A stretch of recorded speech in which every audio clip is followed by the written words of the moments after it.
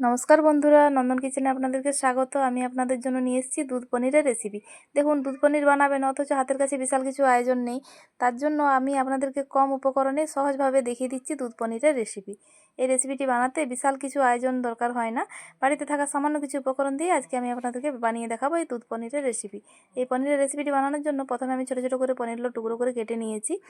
তারপর কড়াইতে একটু ঘি দিয়ে পনিরগুলো ভেজে নেবো। আপনারা চাইলে তেল দিয়েও এই রান্নাটা করতে পারেন, তবে ঘি দিয়ে করলে রান্নাটা একটু স্বাদটা বেশি ভালো হয়। আমি পনিরগুলো একটু ভেজে নেবো, একটু বাদামি কালার করে ভেজে নেবো।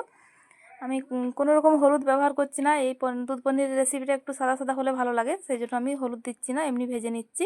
এমনি ভেজে তুলে নিয়ে এরপর ওই ঘিতেই আমি কিছু গোটা গরম মশলা দিয়ে দিলাম দুটো এলাচ, লং, দারচিনি।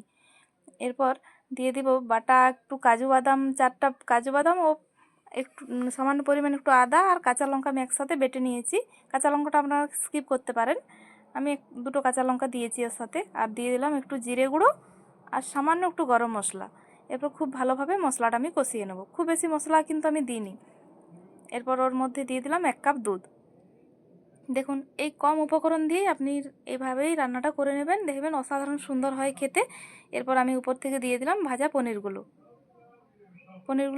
ভাজাগুলো দিয়ে খুব ভালোভাবে আমি দুধের সাথে মশলার সাথে মিশিয়ে নিলাম। এরপর দিয়ে দিলাম স্বাদ মতো লবণ ও স্বাদের ব্যালেন্সের জন্য সামান্য পরিমাণে একটু চিনি। খুব ভালোভাবে নেড়ে চেড়ে সব উপকরণ ভালোভাবে মিশিয়ে নেব।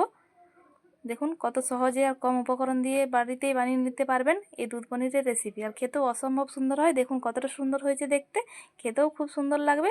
আপনারা অবশ্যই বাড়িতে একবার এইভাবে ট্রাই করে দেখবেন এই দুধ পনিরের রেসিপি। কেমন লাগলো আমাকে অবশ্যই কমেন্ট করে জানাবেন। পুরো ভিডিওটা দেখার জন্য আপনাদেরকে অনেক অনেক ধন্যবাদ।